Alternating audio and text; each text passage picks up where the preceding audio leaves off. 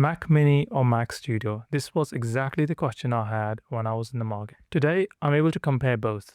I've got the Mac Mini and I've got the Mac Studio, and I've used both of these devices for about 2 weeks now.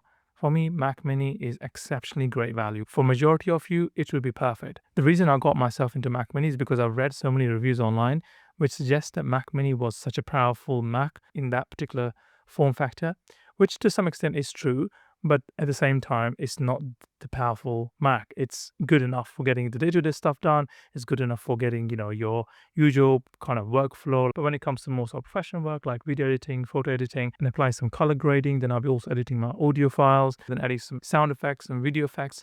And all that wasn't working as I expected it to be. And for me, spending the extra cash to get a desktop solution, then not being able to deliver the performance doesn't really make sense. Therefore, I then decided to go for a Mac Studio. For me, Mac Studio is designed to a slightly different use case. If you are doing video editing and a lot of that, and if you're doing photo editing, and if you're doing some graphic work, just go for the base model. It has got enough power, enough cores to just do all the multitasking. I won't go into all the specs because I'm sure you've done that research and you can find a lot of that on Apple websites. So I'm not going to bore you with all that detail. I'm just going to give you my perspective in terms of how I found these devices useful in my workflow. And for me, the biggest thing was that the Mac Studio was able to do everything that I need plus more, and it kind of future-proofed it. Whereas Mac Mini was able to do just about what I need today, and I could see that it's going to struggle in the future. And therefore, I decided to go for a Mac Studio rather than Mac Mini, and the Mac Mini is going back to Apple, unfortunately. But if that's your situation right now, that you're looking for something slightly more powerful, you're doing maybe video editing, photo editing, then don't go for a Mini because you'll find it difficult over time. And there will be a situation where you probably spend a bit more because you want to increase the RAM, you want to add more cores, and you want to add a bit more storage. Then yeah, you're getting close to the price range for a Studio.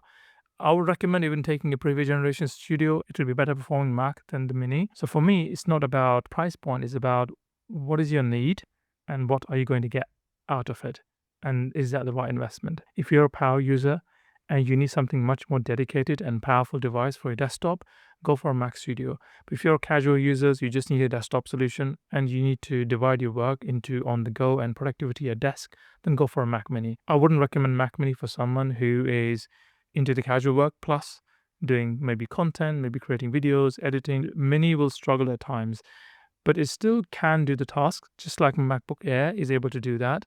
But your Mac Studio is a better investment. Thank you for watching this video and staying till the end. I really appreciate it. It means a lot to me. Take care of yourself, and I'll see you in the next one.